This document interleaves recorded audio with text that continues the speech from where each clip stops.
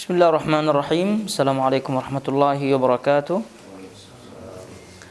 Alhamdulillahirabbil alamin wassalatu wassalamu ala asyrafil anbiya'i wal mursalin nabiyina Muhammadin wa ala alihi wa sahbihi wa man tabi'ahum bi ihsanin ila yaumiddin. Amma ba'd. Hadirin jamaah semua yang dirahmati Allah Azza wa Jalla, ayyuhal ikhwah wal akhawat, rahimani wa rahimakumullah. Alhamdulillah, tentunya kita bersyukur kepada Allah atas nikmatnya sehingga pada hari ini, pada saat ini kita masih diperkenankan, diberikan taufiknya untuk kita melanjutkan kembali kajian rutin kita pada hari ini, dan semoga Allah Subhanahu wa taala menjadikan apa yang kita laksanakan, apa yang kita ikuti pada saat ini menjadi amal soleh yang diterima di sisinya Rabbul Alamin.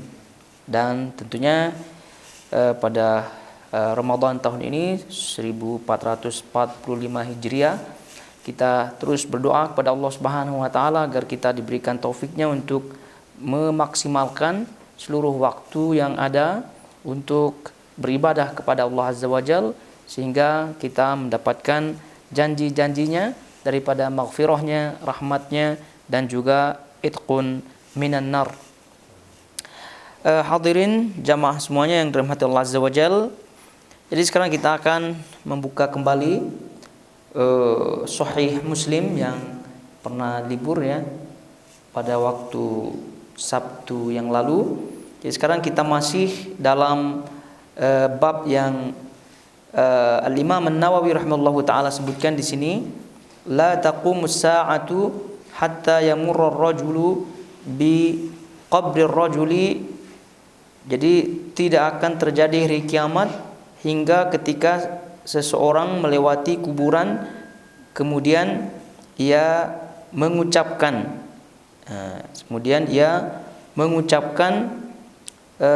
andai aku menggantinya. Nah, sebagaimana yang disebut dalam hadis ini. Bab ini tentunya hadirin semuanya kita sudah lalui sebagiannya pada pertemuan yang lalu, di mana hadis yang pertama kita pernah baca. Ini hadis daripada Abu Hurairah radhiyallahu taala anhu, bahwa Rasulullah sallallahu alaihi wasallam menyebutkan, la taqumus sa'atu hatta yamurra ar-rajulu biqabri ar-rajuli fayaqulu ya laitani makanahu.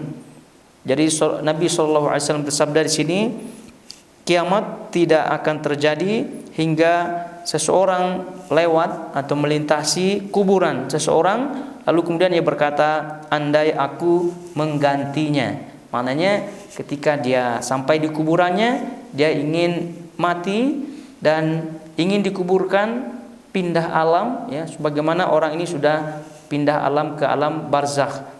Ya tentu sebagaimana yang pernah kita sebutkan pada pertemuan yang lalu, hadis ini pertama tidak menunjukkan terkait hukum, apakah boleh apa tidak seseorang menginginkan kematian. Jadi hadis ini kata para ulama semata-mata mengkhabarkan kejadian yang akan terjadi, kejadian yang akan terjadi di akhir zaman. Dan sebagaimana kata Al-Imam Ibnu Abdul Bar dan juga yang lainnya, bahwa di zaman beliau atau di zaman sebelumnya pun sudah ada sebagian manusia yang menginginkan kematian ketika melewati kuburan seseorang, karena mungkin banyak hal-hal yang dirasakan di dunia ini, baik terkait agamanya maupun terkait dunianya. Namun tentu terlebih terkait dengan masalah-masalah duniawi, sebagaimana yang kita akan baca hadis yang kedua nanti. Jadi sekali lagi poinnya bahwa hadis ini semata-mata mengkhabarkan kejadian yang akan terjadi di hari atau di akhir zaman, dan tidak terkait dengan hukumnya, karena hukumnya sudah jelas bahwa Nabi SAW menyatakan janganlah kalian menginginkan, mengharapkan kematian karena ada mudarat, karena ada suatu hal yang menimpa kalian. Itu kata Nabi SAW. Namun yang pernah kita sebutkan juga bahwa apabila hal yang dirasakan terkait mudarat akhiratnya, terkait dengan agamanya, maka tatkala itu boleh seseorang menginginkan kematian, sebagaimana yang disebutkan oleh Al-Imam An-Nawawi rahimahullahu taala, bahwa banyak Ada sebagian ulama yang mendoakan atau menginginkan kematian karena mendapatkan terlalu banyak beban yang terkait dengan agama. Taib, dan ini pernah kita sebutkan pada pertemuan yang lalu. Nah, terus kemudian juga kata para ulama terkait dengan hadis ini, bahwa kejadian atau peristiwa yang disebutkan dalam hadis ini tidak semestinya dalam bentuk umum. Maknanya tidak dalam bentuk semua orang seperti itu, tidak. Namun boleh sebagian wilayah mungkin, atau sebagian orang yang melakukan hal-hal seperti ini. Jadi tidak semestinya semua orang baru kemudian hadis ini dinyatakan terjadi, tidak.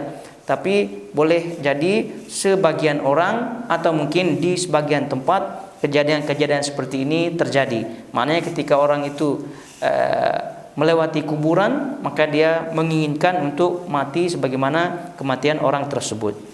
Tapi kemudian sekarang kita baca hadis berikutnya.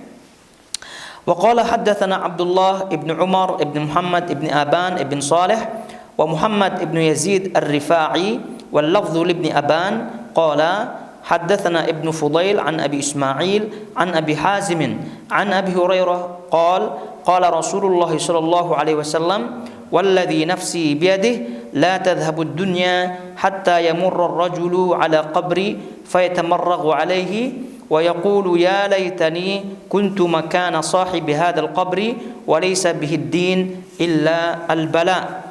Hadis ini juga daripada Abu Hurairah radhiyallahu taala anhu dengan makna yang tidak jauh daripada hadis sebelumnya. Namun hadis ini ada keterangan lebih daripada hadis sebelumnya. Kalau hadis sebelumnya tidak ada keterangan tentang apa kira-kira penyebab orang ini menginginkan kematian ketika melewati kuburan. Karena hadis pertama hanya menyebutkan hingga seseorang melintasi makam atau kuburan seseorang, lalu ia berkata, andai aku menggantinya. Apa penyebab dia menginginkan kematian? Dalam riwayat yang pertama tidak disebutkan apa penyebabnya.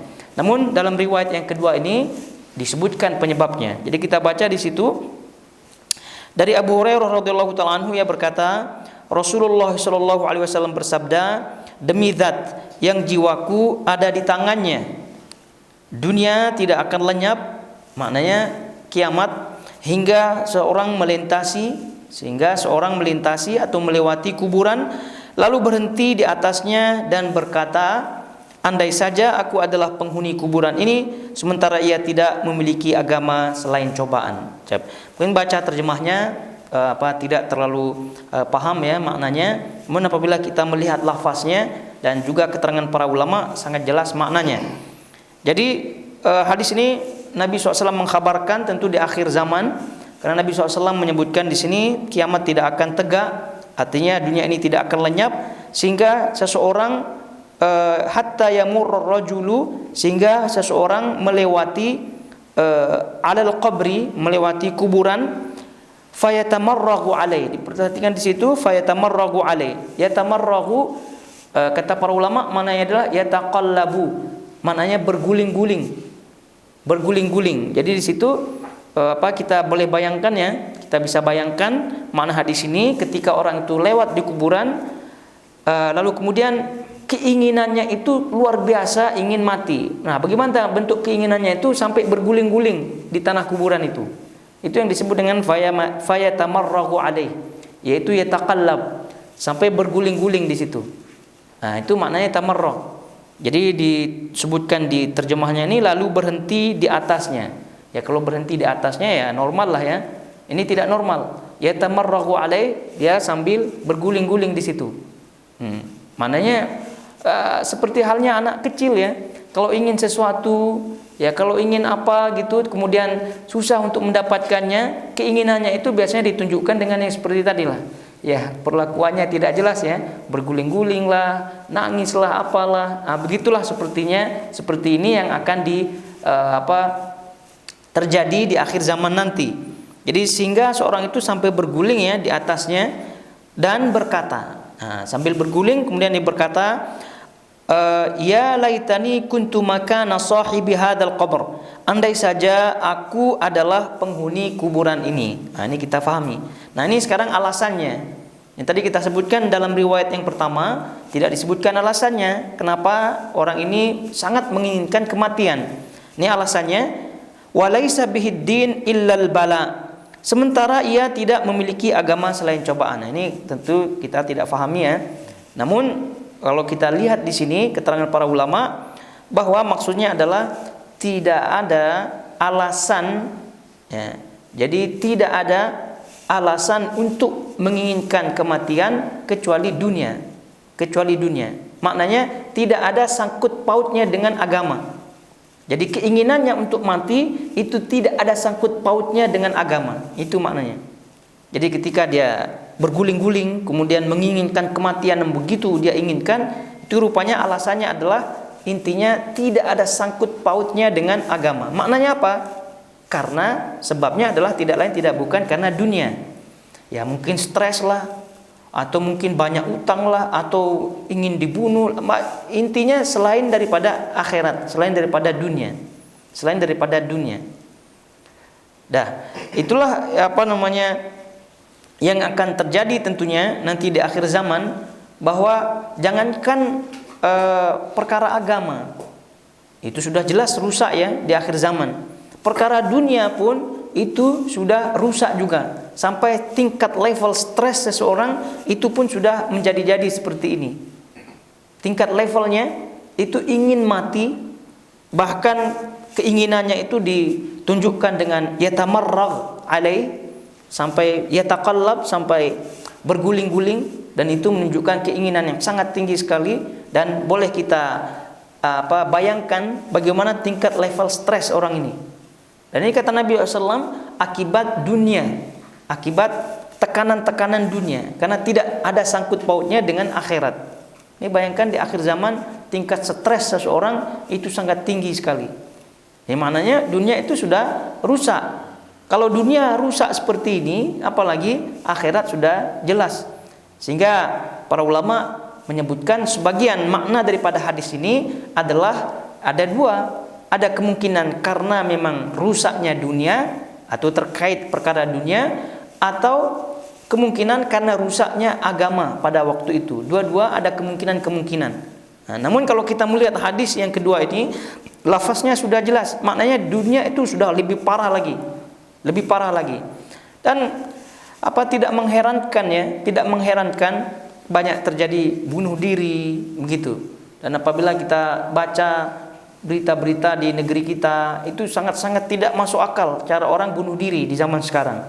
Ya, bunuh diri ya, kalau zaman dahulu yang pernah kita dengar itu satu orang ya bunuh diri ya sendirilah meninggal, entah minum racun lah, entah terjun lah begitu. Ini tidak, satu keluarga diajak berjamaah bunuh diri. Nah, ini akhir zaman yang luar biasa, yang mungkin di zaman-zaman dahulu kala itu tidak ada yang namanya bunuh diri berjamaah, tidak ada. Nah, tapi di akhir zaman kita sekarang ini kita saksikan banyak terjadi bunuh diri yang bersifat berjamaah. Bapak atau suami istri ajak anak-anaknya.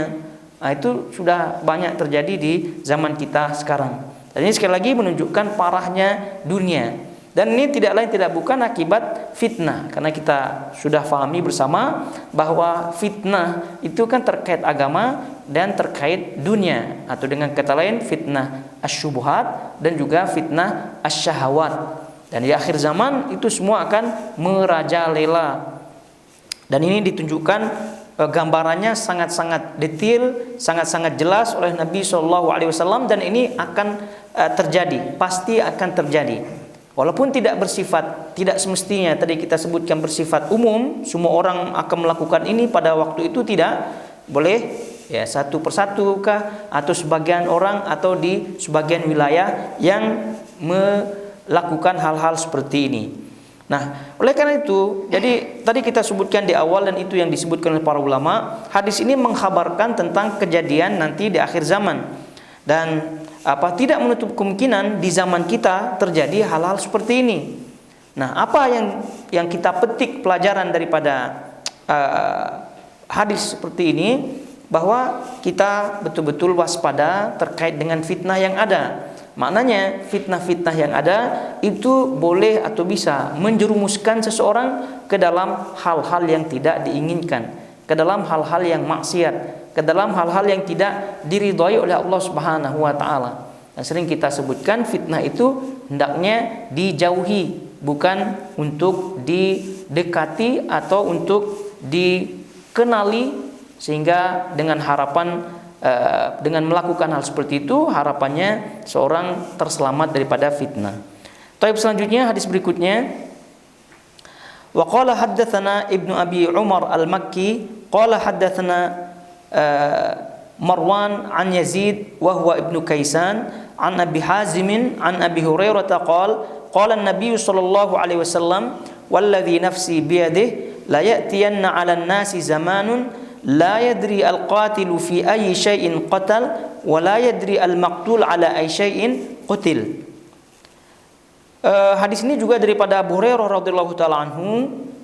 Ia berkata, Nabi sallallahu alaihi wasallam bersabda, sungguh akan datang suatu zaman di mana orang yang membunuh tidak mengerti, tidak faham kenapa ia membunuh, dan orang yang terbunuh juga tidak faham, tidak mengerti atas dasar apa sebab dia dibunuh. Nah, ini hadis ini dan juga hadis berikutnya kita baca karena sama maknanya.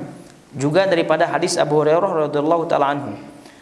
Wa qala haddatsana Abdullah bin Umar bin Aban wa Wasil ibn Abdul A'la qala haddatsana Muhammad ibn Fudail an Abi Ismail Al-Aslami an Abi Hazim an Abi Hurairah qala qala Rasulullah sallallahu alaihi wasallam walladhi nafsi biyadihi la tadhhabu ad-dunya hatta ya'tiya 'ala an-nasi yawmun la yadri al-qatilu fima qatal wal maqtulu fima qutil faqila kayfa yakunu dhalika qala al-harju al-qatilu wal maqtulu fi an-nar wa fi riwayati Ibn Aban qala huwa Yazid bin Abi Kaisan an Abi Ismail lam yadhkur al-Aslami.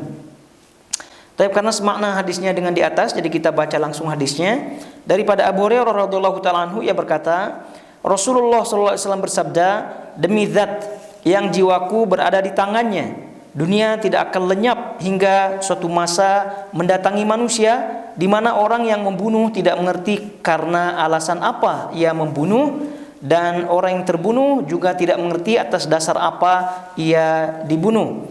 Dikatakan, bagaimana itu terjadi? Beliau menjawab, pembunuhan. Orang yang membunuh dan yang dibunuh ada di neraka. Ini sama maknanya. Ini juga kejadian yang akan terjadi di akhir zaman tentunya, dan ini tentu masuk dalam kategori tanda-tanda kiamat. Tanda-tanda kiamat as-sughra tentunya, tanda-tanda kiamat kecil, dan boleh juga tanda-tanda kiamat besar.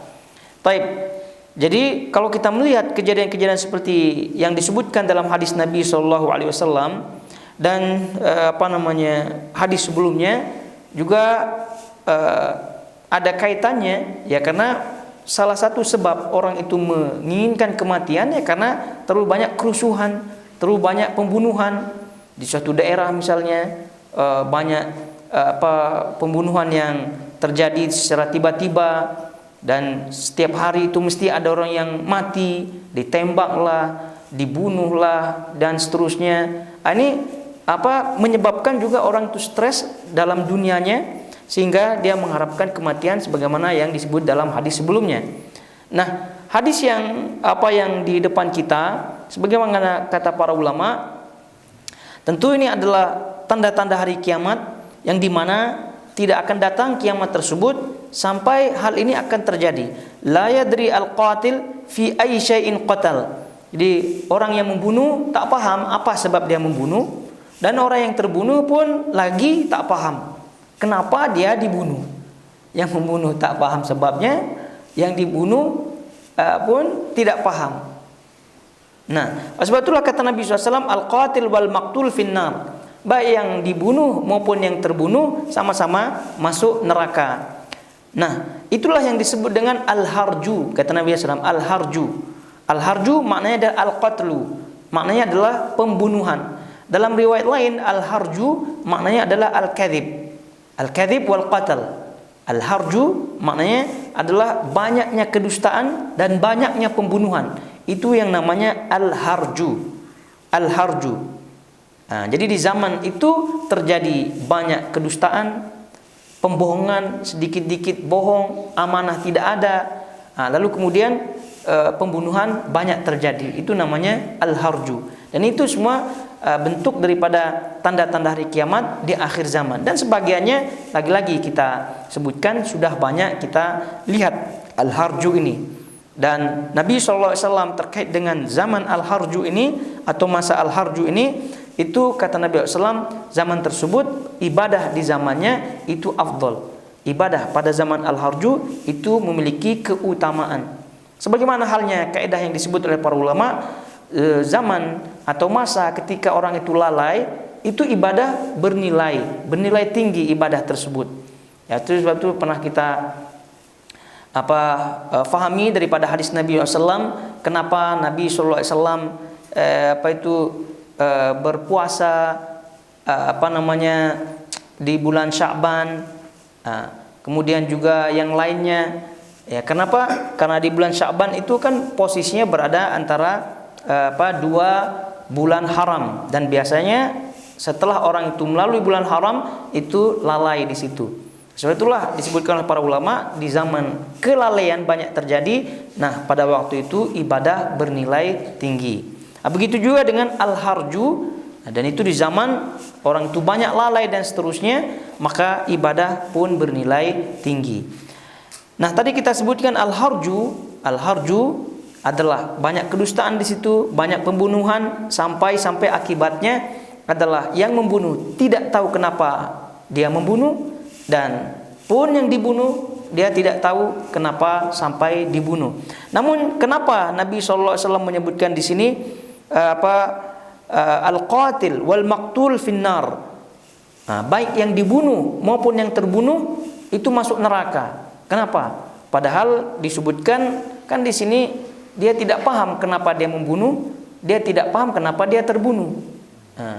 Namun tentu disebutkan oleh para ulama, kenapa?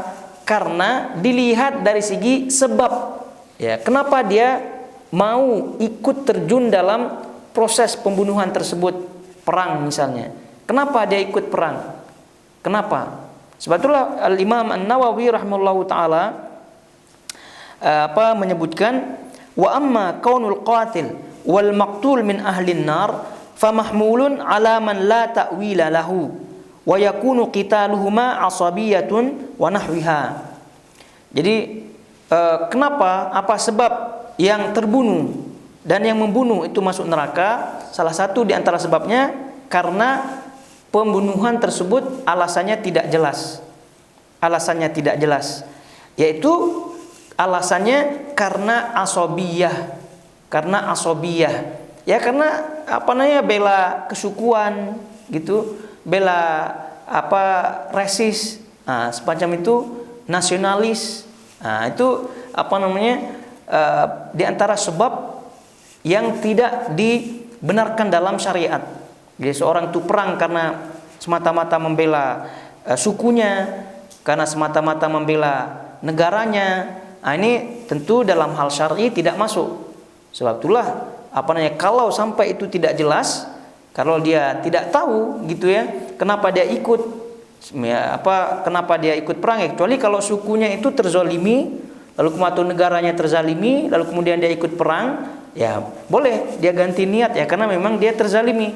Tapi kalau semata-mata karena kesukuannya, karena negaranya, semata-mata itu dia tidak melihat apakah benar posisinya atau tidak, maka ini masuk ke dalam kategori ini, sehingga disebut al-qatil wal maqtul finnar.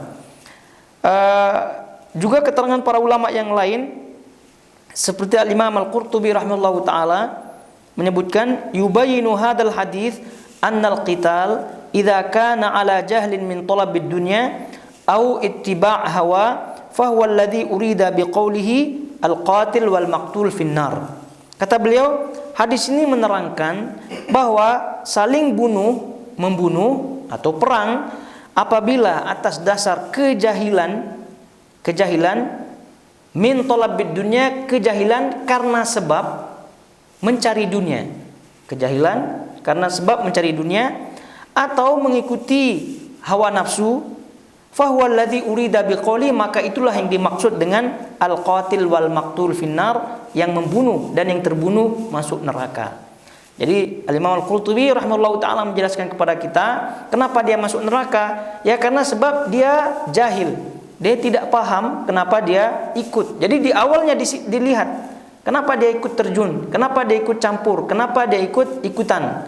Nah, berarti dia jahil satu. Atau karena dia mencari dunia, atau karena dia mengikuti hawa nafsu semata. Ya hawa nafsu ini boleh masuk dalam kategori riya, ya. Ingin sebagai juara, ingin dilihat kesatria, ingin dipuji dan seterusnya, ini masuk dalam kategori ittiba hawa. Maka dalam hal ini kata beliau al-qatil wal maqtul finnar. Kemudian kalau kita melihat kejadian-kejadian pembunuhan yang seperti ini ya banyak, ya. Ya orang tuh tiba-tiba dia tidak mau, dia lihat kawannya ikut, dia ikutan. Berarti itu kejahilan. Atau dia lihat di sebalik itu ada keuntungan duniawi di situ, dia ikut tawuran. Bahasanya kalau di Indonesia itu tawuran, ikut tawuran. Kemudian juga perang antar suku, perang antar kampung dan seterusnya. Ini pernah kita sebutkan pada awal hadis daripada bab ini. Kemudian kita bacakan satu hadis juga yang diriwayatkan oleh Imam Ahmad rahimahullahu taala, dan ini lebih jelas lagi terkait dengan al-harju itu, terkait dengan al-harju. Nah, ini lebih detail lagi Nabi SAW menyebutkan bahwasanya di akhir zaman itu, dan di sini di zaman kita pun kita sudah lihat sebagiannya, bagaimana al-harju itu sudah ada, atau zaman tersebut sudah ada, sebagian juga kita melihatnya. An Abi Musa Al-Asy'ari radhiyallahu ta'ala anhu, ini hadis daripada Abu Musa Al-Asy'ari radhiyallahu ta'ala anhu yang tadi kita sebutkan. Ini riwayat Imam Ahmad rahimahullahu ta'ala dalam musnadnya, dan disahihkan oleh Syekh Al-Albani rahimahullahu ta'ala. Kana Rasulullah sallallahu alaihi wasallam, kata Abu Musa Al-Asy'ari radhiyallahu ta'ala anhu, Nabi sallallahu alaihi wasallam yuhadditsuna, pernah memberikan keterangan, mengatakan, anna baina yaday sa'ah al-harju, bahwa sebelum kiamat terjadi itu akan ada al-harju. Jadi pernah Nabi SAW menyebutkan, ini kata Abu Musa Al-Asy'ari, pernah Nabi SAW yuhadditsuna, menyebutkan kepada kami bahwa sebelum kiamat terjadi itu ada al-harju. Yang tadi kita sebutkan masa al-harju. Qila wa mal harju. Para sahabat bertanya, apa yang dimaksud dengan al-harju? Qala al-kadhibu wal qatlu. Nabi SAW menjawab, al-harju itu adalah al-kadhib, dusta, wal qatlu, dan pembunuhan. Dusta dan pembunuhan.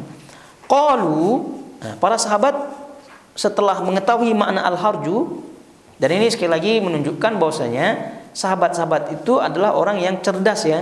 Jadi apa yang ditanyakan oleh mereka itu maknanya penting. Jadi apa yang tidak ditanyakan oleh mereka maknanya itu tidak penting dan sudah sudah paham, mafhum. Jadi al-harju contohnya mereka tidak paham. Dan itu menunjukkan penting difahami al-harju ini. Jadi al-harju adalah kedustaan dan juga pembunuhan. Qalu, para sahabat bertanya lagi, aktsara mimma naqtulul an. Jadi setelah mendengar jawaban daripada Nabi SAW bahwasanya al-harju itu adalah pembunuhan, maka mereka bertanya lagi, apakah pembunuhan itu lebih banyak daripada yang kita bunuh sekarang, pembunuhan yang terjadi yang sekarang? Kan di zaman Nabi pun banyak pembunuhan, itu tidak melalui perang gitu kan, ya pembunuhan baik secara hak maupun secara batil itu masuk dalam kategori pembunuhan. Namun tentu di kalangan sahabat Nabi SAW mereka berfikirnya pembunuhan itu dalam arti kata perang. Mereka bunuh musuh-musuh Islam. Itu mereka fahami seperti itu. Nah pertanyaannya, kata sahabat Nabi SAW, aktsara mimma naqtulul an, apakah lebih banyak daripada yang kita bunuh sekarang? Apakah lebih banyak daripada yang kita bunuh sekarang? Kan yang mereka bunuh kan musuh-musuh Islam, atau tidak? Kan banyak juga tuh. Dari perang-perang itu kan banyak yang mereka bunuh. Qala, Nabi SAW menjawab, innahu laisa biqatlikum al-kuffar.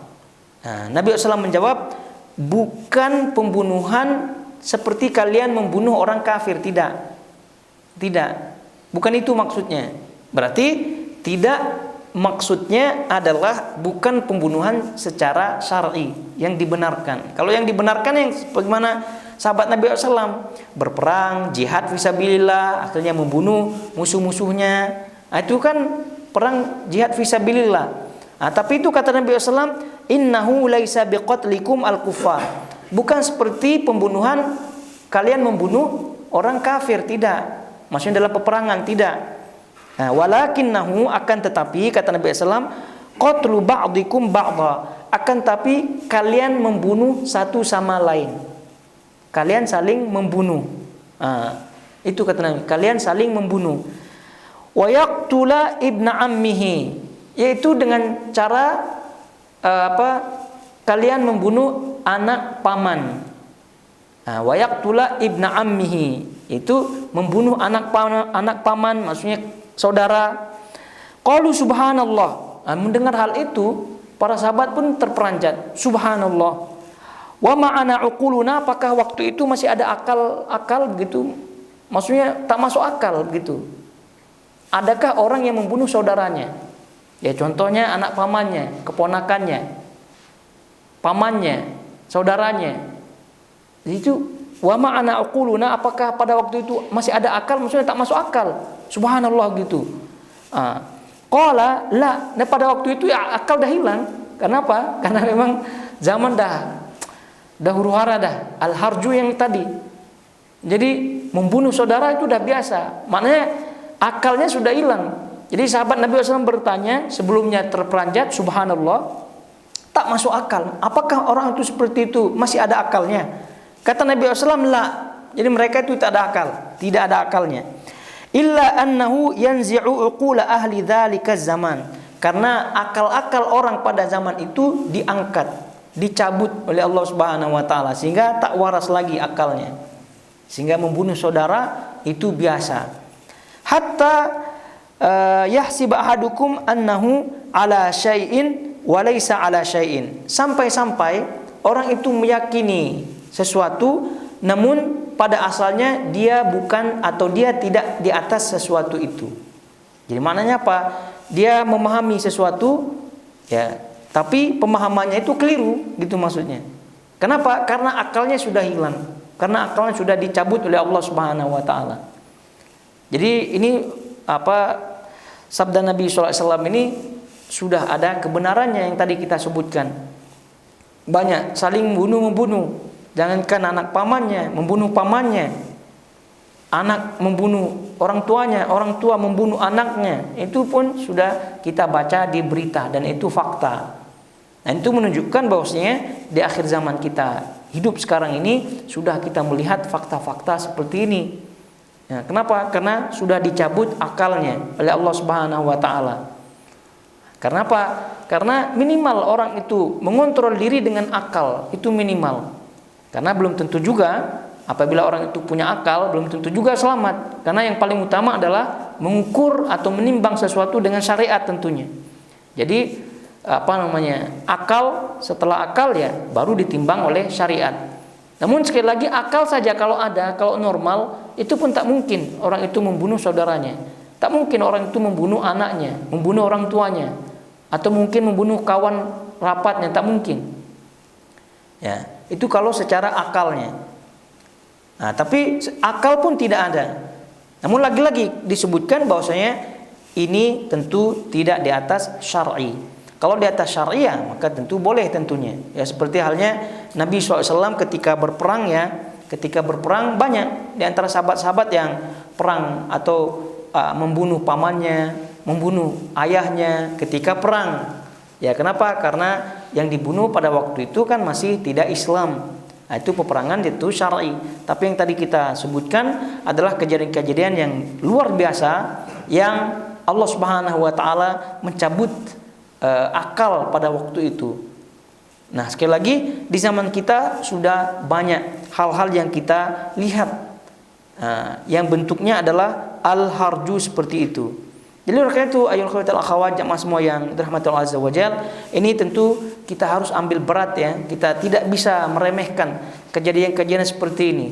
Zaman al-harju seperti ini, kemudian bentuk daripada tadi orang itu menginginkan kematian, itu menunjukkan bahwasanya dunia ini tidak sedang baik-baik saja. Jadi barang siapa yang berpikir bahwasanya dunia ini baik-baik saja, maka itu keliru. Maknanya apa? Zaman sekarang ini zaman banyak fitnah. Jadi sebetulnya kita betul-betul ambil berat, kita betul-betul perhatikan, paling tidak kita selamatkan diri dan keluarga kita masing-masing. Karena kita keluar daripada tempat kita, ya mungkin alhamdulillah tempat kita di sini di Qatar masih aman gitu ya. Masih kita tenang dalam beribadah. Alhamdulillah gitu ya. Kerajaan atau pemerintahnya di sini alhamdulillah, dan kita berdoa semoga Allah Subhanahu wa taala tetap memberikan keamanan, kesejahteraan pada negara Qatar ini dan juga negara kaum muslimin yang lainnya, dan juga menyelamatkan seluruh kaum muslimin lainnya. Jadi kalau kita melihat di luar sana, ya jangankan jauh-jauh, Nusantara kita terlalu jauh ya. Ditengok kita punya negara-negara Arab sebagian pun huru-hara, kematian dan seterusnya. Kalau kita melihat di Palestina, di Gaza, melihat di Sudan, melihat di Yaman, itu sudah tak jelas lagi. Nyawa itu ibaratnya sudah remeh, sudah sangat murah sekali. Nah, ini sekali lagi fitnah-fitnah seperti ini tidak boleh kita remehkan. Karena mungkin saja sekarang jauh di tempat kita, tapi boleh suatu masa akan mendatangi kita. Jadi karena itu sedia payung sebelum hujan. Sebetulnya terkait dengan fitnah ini ya sebelum kita baca hadis berikutnya, para ulama telah menyebutkan beberapa langkah ya untuk terjauh daripada fitnah tersebut. Karena apabila kita sudah melangkah, sudah mengambil sikap untuk menjauhkan diri kita daripada fitnah tersebut, maka paling tidak insya Allah dengan itu kita terjauh. Tapi kalau kita tidak memiliki alat-alat atau kita tidak memahami langkah-langkah yang ada, maka tentu kemungkinan besar kita akan jatuh di dalamnya. Jadi fitnah yang kita maksud di sini baik itu fitnah dunia maupun fitnah terkait agama. Yang pernah kita sebutkan fitnah syubhat dan juga fitnah syahwat. Langkah yang pertama kata para ulama adalah tidak mengikuti perasaan. Tidak mengikuti perasaan, dan hendaknya perasaan tersebut diukur dengan syariat. Diukur dengan syariat. Ini langkah yang pertama. Jadi bukan berarti langkah yang ini kita diminta untuk mencabut kita punya perasaan. Juga bukan berarti perasaan di sini tidak ada nilainya, tidak. Karena kita mengetahui bahwasanya manusia itu ya dikatakan manusia karena ada perasaannya. Ada perasaannya. Namun tentu perasaan yang dimaksud di sini untuk kita tidak ikuti adalah perasaan yang berlebihan. Karena yang namanya perasaan yang berlebihan itu boleh menjerumuskan. Kalau kita lihat fakta-faktanya, kenapa orang itu sampai membunuh? Kenapa sampai orang itu terjerumus ke dalam maksiat? Kenapa sampai terjerumus ke dalam bid'ah-bid'ah yang ada? Ya, salah satunya adalah karena perasaannya itu, karena perasaannya. Ya, contoh misal tahlilan gitu ya, atau mungkin dalam perkawinan, nikah dan seterusnya, itu kan karena perasaan. Yang kata bilangnya nikah kan sekali seumur hidup katanya. Ya udahlah besar-besaran semua apalah gitu, diundang apa semuanya. Karena sekali seumur hidup perasaan. Mati juga ya sudahlah, kapan lagi kita akan hormati gitu kan, perasaan lagi. Ya udahlah kita sembelihkan ini semua itu. Sudah tak terkontrol lagi perasaannya. Sebetulnya perasaan itu hendaknya ditimbang, diukur dengan syariat. Ujungnya syariat. Walaupun secara ukuran, secara urutan yang pernah kita sebutkan, perasaan ditimbang dulu dengan akal. Ditimbang dulu dengan akal. Nah, akal ditimbang dengan syariat. Nah, jadi perasaan itu ditimbang dengan akal terlebih dahulu. Karena biasanya akal yang sehat Biasanya akal yang sehat itu tidak menyelisihi nas yang sahih. Jadi akal yang sehat itu tidak menyelisihi dengan nas yang sahih. Itu sudah disebutkan oleh para ulama. Jadi maknanya apa? Maknanya kalau ada akal yang menyelisihi nas, maka itu ada dua kemungkinan. Kemungkinan yang pertama, nas atau dalilnya yang lemah, yang dhaif. Jadi sehingga dia ikuti, akhirnya akalnya menyelisihi daripada nas tersebut. Yang kedua, kalau dalilnya sahih, nasnya betul, tapi tetap dia menyelisihi, maknanya akalnya tak sehat. Maknanya akalnya tak sehat. Jadi akal yang sehat, itu kaidahnya, akal yang sehat tidak menyelisihi nas yang sahih. Tidak menyelisihi nas yang sahih. Tidak mungkin akal yang sehat menyelisihi nas yang sahih. Berarti kita ulangi, kalau ada akal yang menyelisihi nas yang sahih, maka ada dua kemungkinan. Kemungkinan yang pertama, nasnya yang dhaif, dalilnya yang dhaif, lemah, atau yang kedua, memang akalnya sakit, tak sehat. Sudah nasnya sahih, dalilnya tidak diragukan lagi, namun tak diikuti juga, diselisih juga, maknanya akalnya sakit, maknanya akalnya tak sehat. Jadi sebab itulah perasaan ini harus diukur dengan akal yang sehat. Harus sekali lagi diukur dengan akal yang sehat. Nah, lalu kemudian akal yang sehat ini diukur dengan syariat. Diukur dengan syariat. Ini dia. Jadi oleh karena itu, kalau sudah demikian, maka insyaallah ta'ala fitnah-fitnah yang ada, baik fitnah dunia maupun fitnah syubhat atau fitnah syahwat ya, akhirat, fitnah dunia dan fitnah akhirat, dengan langkah yang pertama ini, ya tentu ditambah dengan langkah-langkah berikutnya, itu insyaallah ta'ala orang itu adalah harapan untuk selamat. Adalah harapan untuk selamat. Ya, sebelum ke syariat misalnya, orang itu mau minum khamr misal, minum alkohol. Kan kalau perasaan ikuti perasaan, kan perasaan itu masuk di dalamnya hawa nafsu juga. Kan ingin juga orang, apalagi orang itu di masa lalunya pernah merasakan kenikmatan-kenikmatan seperti itu. Dia pengen gitu kan. Nah, ditimbanglah dia dengan akal. Cukup dengan akal saja. Kalau akalnya sehat, maka insya Allah dengan itu pun dia akan bisa. Tapi kalau akalnya pun tak mampu untuk mencegah dia daripada masuk ke dalam perasaannya tersebut, maka ingatlah syariat tersebut. Ingatlah larangan-larangan Allah Subhanahu wa taala. Ingatlah azab Allah Subhanahu wa taala. Ingatlah ancaman-ancaman Allah Subhanahu wa taala dalam syariat. Maka insyaallah dengan itu dia tidak jadi untuk minum khamr contohnya. Dan kiaskan kepada maksiat-maksiat yang lainnya.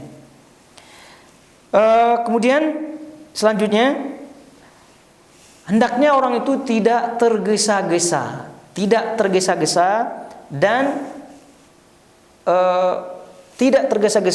dan hendaknya al-anah, yaitu hati-hati. Hendaknya hati-hati. Hati-hati. Nabi SAW dalam hadis yang sahih menyebutkan bahwa al-anatu minallah wal ajalatu minasyaitan. Jadi sikap hati-hati itu dari Allah Subhanahu wa taala. Dan sikap tergesa-gesa itu daripada syaitan. Al-anat. Makna anat itu hati-hati, tidak tergesa-gesa. Jadi lawan daripada al-ajalah adalah al-anat. Sebab itulah ada pepatah mengatakan fil ajalati an-nadama. Dalam tergesa-gesa ada penyesalan.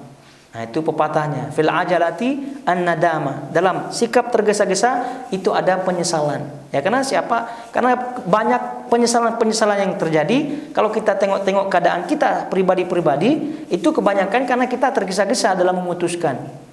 Pergi tiba-tiba, udahlah kita pergilah sekarang gitu, beli tiket dan seterusnya, dan sampai tempatnya baru menyesal. Gitu kan, rupanya tempatnya tak baik, rupanya tempatnya tak sesuai. Cobalah hati-hati, recheck dulu pelan-pelan gitu. Maka itulah yang disebut dengan al-anat. Al-anat. Dalam berita-berita pun demikian. Sebab itulah langkah ini sangat penting sekali.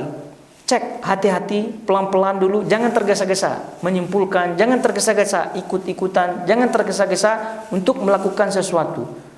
Itu yang namanya al-ana. Ini dalam setiap hal insya Allah dengan ini, dengan langkah seperti ini, insya Allah kita ada peluang untuk selamat. Karena kebanyakan kita masuk terjerumus tadi kita sebutkan tidak berpikir lama, tidak pikir panjang terlebih dahulu. Artinya udah ikut-ikutan saja. Allah saja ketika orang itu datang seorang fasik ya ayyuhalladzina amanu in ja'akum fasiqun binaba'in fatabayyanu. Wahai orang beriman, jika datang kepada kalian seorang yang fasik. Bayangkan seorang yang fasik, mana apa yang dimaksud dengan fasik? Yang dimaksud dengan fasik adalah orang yang di luar taat kepada Allah Subhanahu wa taala. Itu namanya orang fasik. Jadi ketaatan lawannya kefasikan. Nah, orang fasik saja datang membawa berita, gitu ya. Itu fatabayyanu, tabayun dulu. Nah, jadi tabayun ini kata para ulama menunjukkan di situ adamul ajalah, menunjukkan di situ tidak tergesa-gesa dalam menghukumi beritanya. Ya boleh jadi orang yang melihat ini seorang fasik, ya udahlah ini dah confirm bohong. Nah, itu pun salah juga. Ini dah betul, ini pun salah juga. Maknanya tabayun, hati-hati. Sehingga itu para ulama menyebutkan dalam ayat ini disebutkan fatabayyanu, tabayunlah. Maknanya di sini perintah untuk tidak ajalah, perintah untuk tidak tergesa-gesa. Kalau perintah untuk tidak tergesa-gesa berarti ada kandungan perintah untuk berhati-hati, kandungan perintah untuk tidak tergesa-gesa. Nah, sebab itulah dalam kaidah fikih disebutkan al-amru bisyai' nahyun an diddihi. Nah, sebaliknya an-nahyu an syai' amrun bididdihi. Jadi perintah terhadap sesuatu itu maknanya adalah larangan terhadap lawannya. Nah, sebaliknya larangan terhadap sesuatu maknanya itu adalah perintah terhadap lawannya. Nah, itu yang disebut oleh para ulama dalam kaidah fikih.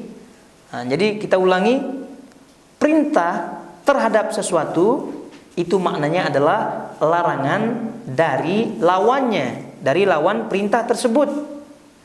Nah, contohnya sekarang di sini tabayyanu gitu kan, ini adalah perintah untuk tabayyun. Apa makna tabayyun ini, perintahnya apa? Perintahnya adalah untuk kita pelan-pelan cek pelan-pelan, hati-hati begitu. Maka perintahnya adalah mengecek, berhati-hati. Nah, berarti di situ ada kandungan makna larangan daripada lawan daripada perintah tersebut. Lawan daripada perintah tersebut dalam hal ini apa? Ya, tergesa-gesa. Itu maknanya. Jadi sekali lagi kaidahnya kita ulangi, perintah terhadap sesuatu maknanya adalah larangan dari lawannya. Balik sebaliknya, larangan daripada sesuatu itu maknanya adalah perintah kepada lawannya. Perintah kepada lawannya. Ya, contohnya la taqrabuz zina. Jangan kalian mendekati zina. Berarti ini larangan, itu tidak. Berarti maknanya di situ ada kandungan perintah apa? Perintah untuk kita menjauhi daripada zina tersebut. Jadi ada larangan, ya sekaligus juga kandungannya maknanya perintah dalam pada waktu yang sama. Begitu. Taib, jadi ya ayyuhalladzina amanu in ja'akum fasiqun binaba'in fatabayyanu, sampai demikian kalau orang fasik datang pun harus kita hati-hati. Jangan kita tergesa-gesa menghukuminya. Dan sekarang betapa banyak kalau kita lihat sekarang berita-berita begitu kan, berita-berita yang kita baca, cukup dengan berita yang kita baca ya kita sudah bisa menyimpulkan. Itu keliru. Sebab itulah jamaah semua hadirin sekalian yang dirahmati Allah Azza wa Jalla, sebab itulah apabila hal yang kita perlu untuk kita komentar, perlu untuk kita sikapi, ini yang kita harus jalani, ini yang kita harus lakukan. Nah, apabila sesuatu hal yang sudah di awal kita sudah di awal kita tahu itu tidak ada faedahnya untuk dunia, tidak ada faedahnya untuk akhirat, maka ya tentu lebih utama lagi untuk kita jauhkan. Nah, ini langkah-langkah seperti ini sekali lagi, langkah untuk tidak tergesa-gesa, langkah untuk hati-hati, ini terutama diutamakan kepada hal-hal yang kita hendak sikapi. Hendak kita sikapi. Tapi kalau yang sudah jelas, ya hukumnya sudah jelas, gitu ya. Maka ya sudahlah, kita itu harus dibuang, itu harus dibuang. Ya contoh sekarang berita-berita kan banyak, kalau baca berita banyak, kalau kita lihat headline-nya itu kan banyak. Kan kita tahu juga mana yang kita akan klik, mana yang tidak klik. Yang muskilahnya adalah semua diklik. Itu yang masalah. Ditengoklah mana yang kira-kira ada kaitannya dengan kita punya hal gitu. Paling tidak ada kaitannya dengan keuntungan duniawi kita lah. Misal tadi lagi-lagi kita mau travel ya. Kita baca berita lah terkait dengan travel, betul tidak? Ini berita di kawasan ini yang kita akan tuju apa gitu, kira-kira dia punya undang-undang lah, apalah atau apa. Itu kita baca. Tapi kalau semua berita kita baca, gosip-gosip lah, apa semua yang viral-viral itu kita baca, mananya memang sudah di awal-awal kita dah termakan. Ini langkah ini adalah kepada hal-hal yang memang kita akan sikapi. Tapi kalau sudah jelas ya sudah, harus dibuang. Maka kalau sudah jelas berarti kita pakai langkah yang pertama. Jangan ikuti perasaan. Nah, harus perasaan tersebut ditimbang, harus diukur dengan akal pertama, lalu kemudian yang paling ujung adalah syariat. Itu yang kedua, sekali lagi tidak tergesa-gesa dan juga hendaknya terus berhati-hati.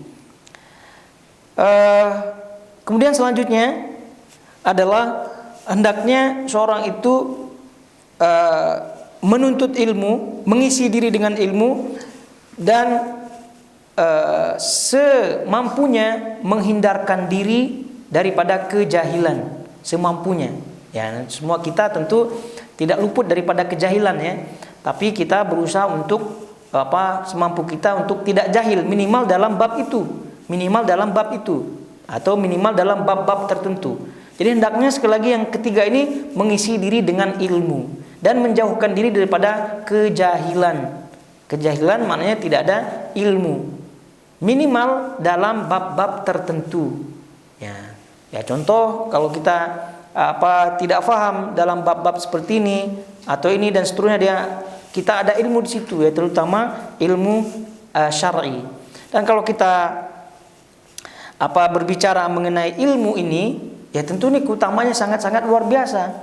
Sebab itulah fitnah-fitnah yang ada begitu ya, di samping sebabnya adalah hawa nafsu dan seterusnya. Kalau kita melihat fakta-fakta yang ada, itu banyak di antara orang-orang yang terjatuh ke dalam fitnah, baik itu fitnah syubhat, apalagi fitnah syahwat, itu kebanyakan mereka jahil. Mereka bodoh. Mereka tidak ada ilmu tentang hal tersebut. Baik sekali lagi fitnah terkait dengan syubhat ataupun syahwat. Syubhat terkait dengan agama, dan ini jelas mereka tidak ada ilmu di situ. Ikut-ikutan amaliyah-amaliyah yang tidak sunnah, ikut-ikutan yang ekstrim-ekstrim lagi ya, teroris-teroris itu. Dan kalau kita melihat mereka dalam sebagian interviewnya ya di YouTube itu, mereka sampai mau dieksekusi pun masih tegak dengan dia punya keyakinan bahwasanya itulah kebenaran yang hakiki katanya. Nah, itu menunjukkan jahil orang ini, jahil. Nah, kalau untuk yang syahwat ya sudah pasti jahil. Itu boleh dipastikan orang yang masuk ke dalam syahwat ini itu pasti jahil. Ya, karena kalau dia berilmu, karena ilmu itu menuntun dia kepada khusyuk kepada Allah Subhanahu wa taala. Itulah yang disebut oleh Allah Subhanahu wa taala, innama yakhsyallaha min ibadihil ulama. Jadi yang takut kepada Allah Subhanahu wa taala hanya orang-orang yang ulama. Mana di sini orang yang berilmu. Karena ilmu itu konsekuensinya adalah menuntun orang itu kepada khasyatullah, yaitu takut kepada Allah Subhanahu wa taala. Nah, jadi orang itu kalau tidak takut kepada Allah sehingga jatuh kepada maksiat, jatuh kepada syubhat, maknanya dia belum lagi ada ilmu. Kalau dia belum ada ilmu, maknanya tidak ada lain, berarti lawan daripada ilmu adalah jahil. Jadi masuk ke dalam fitnah syubhat, masuk kepada fitnah syahwat, itu semua akibat kejahilan. Nah, sebab itulah Untuk langkah berikutnya agar terjauh daripada fitnah adalah mengisi diri dengan ilmu. Ya tentu ilmu yang benar tentunya. Nah, jadi berkait dengan ilmu ya tentu banyak sekali hadis-hadis yang ada keutamaan ilmu, orang yang berilmu dengan orang yang tidak berilmu, al-abid, orang yang beribadah saja tanpa ilmu, itu semua sudah banyak hadis-hadisnya. Namun poinnya adalah ilmu ini sebagai benteng. Ilmu ini sebagai benteng. Paling tidak orang itu apabila dikedepankan atau disuguhkan hal-hal yang tidak jelas, maka dengan dia punya ilmu dia akan paham, oh ini orang ini tidak benar. Dia sedikit paham, oh ini orang ini melenceng. Sedikit paham adalah saringannya. Tapi kalau orang itu tidak ada saringannya dalam hal ilmu ya tentu semua akan masuk. Kemudian selanjutnya adalah kata para ulama, iyyaka was-shighar walzam al-kibar. Hendaklah kalian merujuk kepada kibar al-ulama, ulama senior, dan tidak kepada yang kecil, tidak kepada as-shighar, maksudnya tidak kepada orang-orang yang baru menuntut ilmu. Jadi rujuklah kepada orang yang lama menuntut ilmu, orang yang senior, ulama yang senior, dan tidak kepada yang kecil, maknanya yang baru menuntut ilmu. Nah, ini tentu pada perkara-perkara yang besar ya, perkara-perkara yang kira-kira ini ada ikhtilaf, banyak ikhtilaf di kalangan para ulama. Ada yang kata ini boleh, ada yang kata ini tidak boleh, ada yang ini mubah, ada macam-macam. Maka bagaimana solusinya kita yang awam-awam ini? Maka hendaknya kembali kepada ulama kibar, ulama yang senior, ulama yang sudah lama menuntut ilmu, sudah lama berkecimpung dalam ilmu, dalam dakwah dan seterusnya. Sehingga harapannya apa? Harapannya ketika orang itu bertanya kemudian mengikuti pendapatnya, maka insya Allah selamat. Kenapa? Karena kata Nabi SAW juga, al-barakatu ala akabirikum. Kata Nabi SAW, berkah itu kepada orang tua atau yang senior. Nah, itu menunjukkan apa?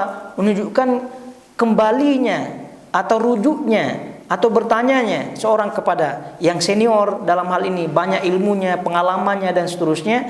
Itu di samping mereka sudah lama dalam hal ilmu, juga ditambah dengan umur. Maka umur ini juga berpengaruh pada sikap-sikap seseorang, berpengaruh pada ilmu seseorang, karena pengalaman itu tentu didapatkan dengan umur. Jadi tidak sama. Tentunya walaupun sama-sama menghafal misal Sahih Bukhari atau ya terlalu besar ya, sama-sama hafal Arba'in Nawawi lah, sama-sama hafal Arba'in Nawawi. Tapi yang satu masih muda, gitu kan? Yang satu yang sudah lama, dia hafal Arba'in Nawawi yang sudah sekian lama begitu, dan menuntut ilmu sudah lama, berdakwah sudah lama, dan dia sudah senior, umurnya sudah sekian begitu kan, sudah lama lah. Nah, tentu tidak sama, karena ini ada nilai plusnya. Yang senior ini ada nilai plusnya. Kadang yang masih muda ini ya masih ada unsur panasnya lah gitu ya, hawa mudanya. Nah, itu tidak dipungkiri juga, hawa mudanya itu masih ada. Nah, sebab itulah sebagian para ulama menyebutkan juga di antara Nabi SAW diangkat menjadi Rasul itu kan umur 40 tahun ya, karena umur 40 tahun itu ya jiwa-jiwa muda itu sudah ada dinginnya dah begitu, sehingga unsur-unsur yang itu sudah hilang. Jadi dalam hal ini karena apa? Karena banyak di zaman-zaman fitnah yang ada itu mereka terpesona ya dengan gaya penyampaian seseorang yang masih muda, terpesona dengan dia punya penjelasan dan seterusnya, sehingga rujukannya seperti itu. Ya mungkin saja ustadznya itu berilmu atau ulamanya itu berilmu, tapi masalahnya masih muda.